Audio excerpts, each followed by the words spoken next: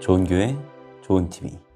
바울은 3장의 말씀에서 직분자를 어떻게 세워야 되는지 말씀을 하고 있었는데요. 바로 흠이 없는 자가 되어야 한다라는 것이고, 주변으로부터 칭찬받는 자가 직분자가 되어야 한다라는 것을 말했습니다. 이렇게 직분자가 흠이 없고 칭찬받는 자다라는 것은 겉으로 드러나는 것을 말하는 것이죠. 특별히 교회는 성도입니다. 교회가 화려한 건물이나 어떠한 프로그램으로 세워지는 것이 아니고 교회는 건강한 성도로 세워지는 것입니다. 그런데 이렇게 겉으로 보이는 교회에 바로 성도가 잘 세워지는 것도 중요하지만 또 하나 중요한 것이 있다라고 말하는데요. 바로 교회의 기본이 되는 성도의 신앙에 관한 말씀을 다루고 있습니다. 어떠한 내용인지 함께 살펴보도록 하겠습니다. 내가 속히 내게 가기를 바라나 이것을 내게 쓰는 것은 만일 내가 지체하면 너로 하여금 하나님의 집에서 어떻게 행하여야 할지를 알게 하려 함이니 이 집은 살아계신 하나님의 교회요 진리의 기둥과 터니라. 크도다 경건의 비밀이요 그렇지 않다 하느니 없도다. 그는 육신으로 나타난 바 되시고 영으로 의롭다 하심을 받으시고 천사들에게 보이시고 만국에서 전파되시고 세상에서 믿음 바 되시고 영광 가운데서 올려지셨느니라. 그러나 성령이 밝히 말씀하시기를 후일에 어떤 사람들이 믿음에서 떠나 미혹하는 영과 귀신의 가르침을 따르리라 하셨으니 자기 양심이 화인을 맞아서 외식함으로 거짓말하는 자들이라. 혼인을 금하고 어떤 음식물을 먹지 말라고 할 터이나 음식물은 하나님이 지으신 바니 믿는 자들과 진리를 아는 자들이 감사함으로 받을 것이니라. 하나님께서 지으신 모든 것이 선함에 감사함으로 받으면 버릴 것이 없나니 하나님의 말씀과 기도로 거룩하여짐이라. 바울은 먼저 14절과 15절 말씀에서 이 편지를 쓰는 목적을 설명하고 있는데요. 14절입니다. 내가 속히 내게 가기를 바라나 이것을 내게 쓰는 것은 만일 내가 지체하면 너로 하여금 하나님의 집에서 어떻게 행하여야 할지를 알게 하려 함이니.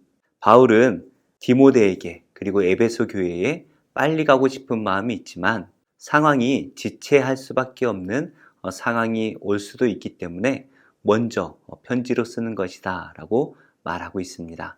특별히 이 편지를 통하여서 디모데가 에베소 교회에서 어떻게 행해야 될지를 가르쳐 주고자 함인데요. 바울은 이 교회를 하나님의 집이라고 소개를 하고 있습니다. 집은 무엇인가요? 머무는 곳이죠. 바로 이 교회가 하나님께서 머무는 곳이다 라고 설명하고 있습니다. 그래서 이 집은 살아계신 하나님의 교회요 진리의 기둥과 터니라 말하고 있죠. 우리 하나님은 우상들과 달리 살아계신 분입니다. 이 당시 에베소 교회에도 많은 신전들이 있었고 로마가 통치하는 곳곳에 크고 화려한 신전들이 있었지만 초대교회는 일반적으로 가정에 세워졌죠. 그래서 이 가정에 하나님께서 함께 하심으로써 그곳이 바로 살아계신 하나님께서 머무시는 하나님의 집이다 라고 교회를 설명하고 있습니다. 우리가 어제 살펴본 이 직분에 관한 말씀은 하나님의 집인 이 교회에 어떠한 직분자를 어떻게 세워야 되는가에 대해서 말씀을 했다면 오늘 말씀은 교회의 중요한 기둥과 터를 어떻게 세워야 하는가에 대한 말씀을 다루고 있습니다. 좋은 직분자를 세웠다면 진리의 기둥과 터를 세워야 한다라는 것을 말하고 있습니다. 교회는 계속해서 제자를 세워야 하죠. 그래서 직분자를 계속 세워나가야 하는데요. 더 중요한 것이 있다면 그 모든 것이 진리 위에 서야 한다라는 것입니다. 교회가 진리에 서지 않는다면 그저 친목 모임이 되겠죠.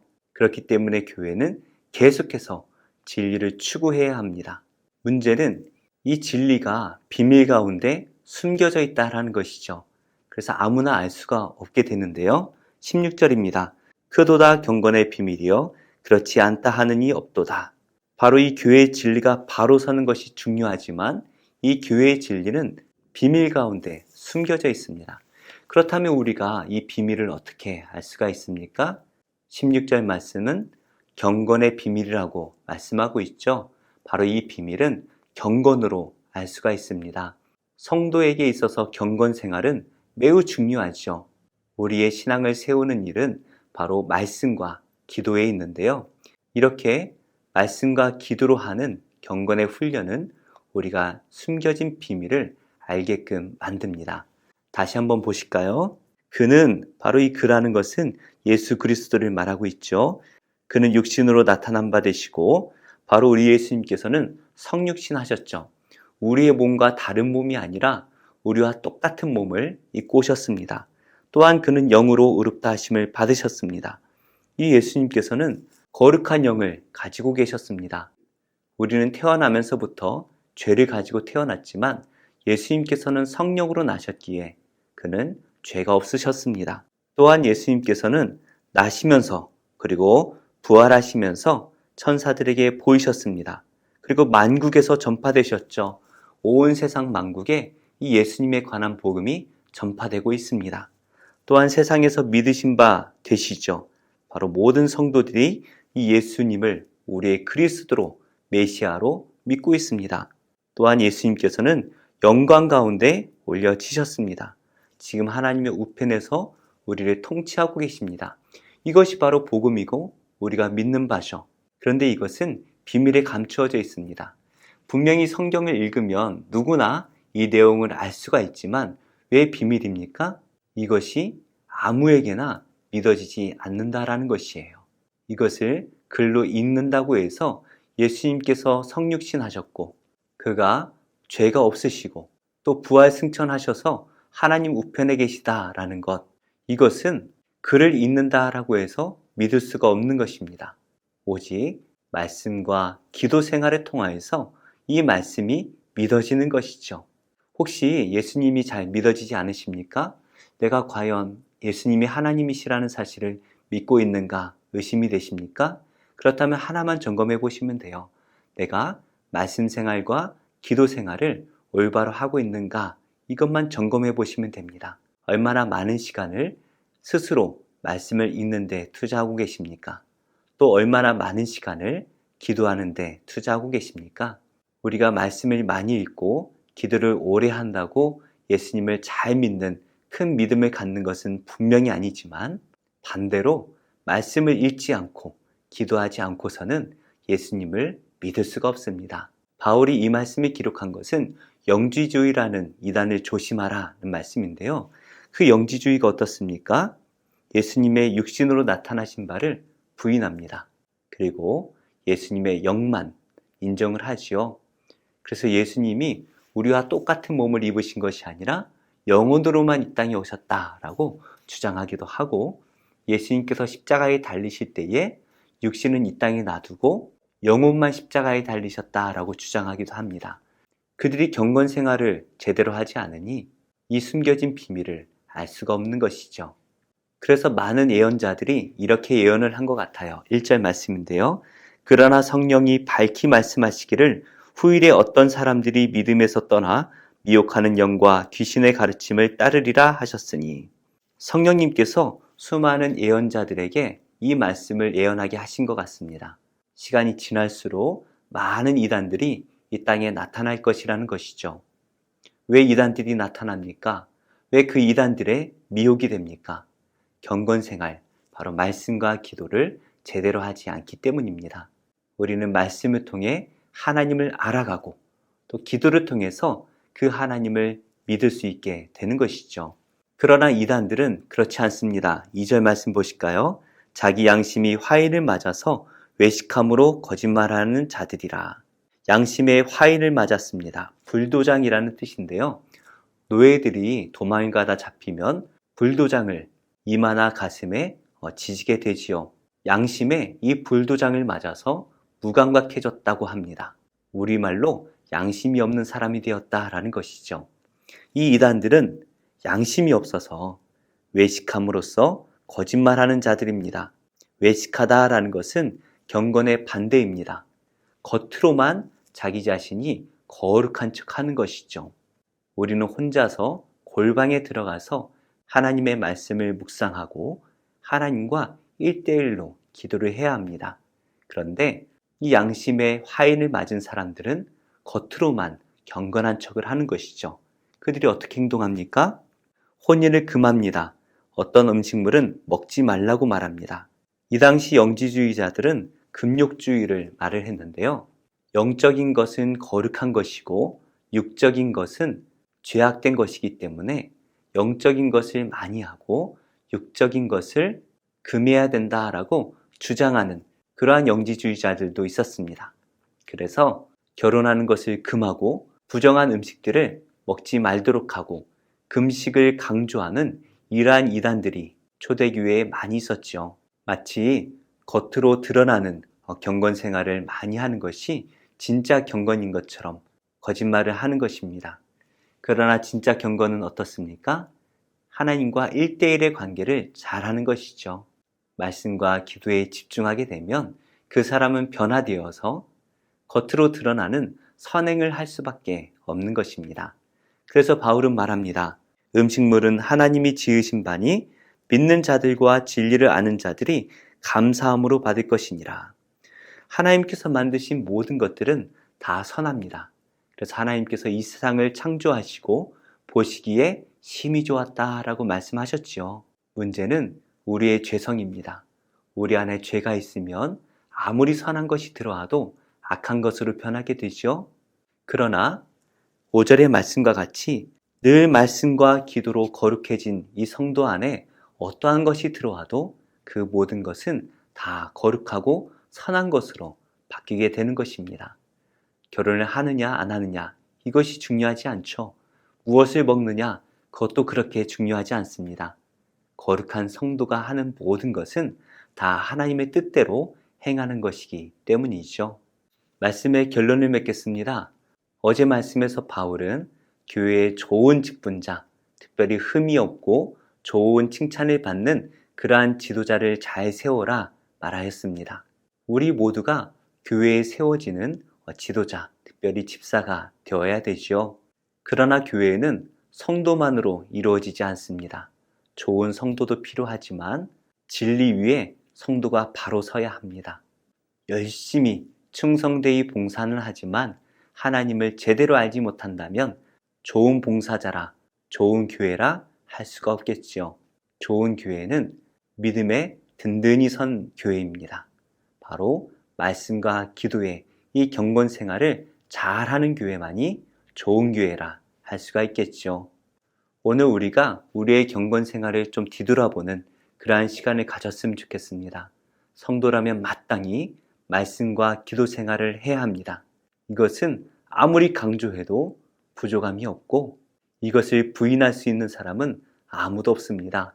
내가 얼마의 시간을 하나님 위해서 드리는지 잘 점검하고 시간이 되면 하는 것이 아니라 하나님을 위해서 시간을 정해놓고 떼어놓아서 경건 생활에 집중할 수 있는, 그래서 진리 위에 든든히 서는 모든 성도님들이 다 되시기를 예수님의 이름으로 축복합니다.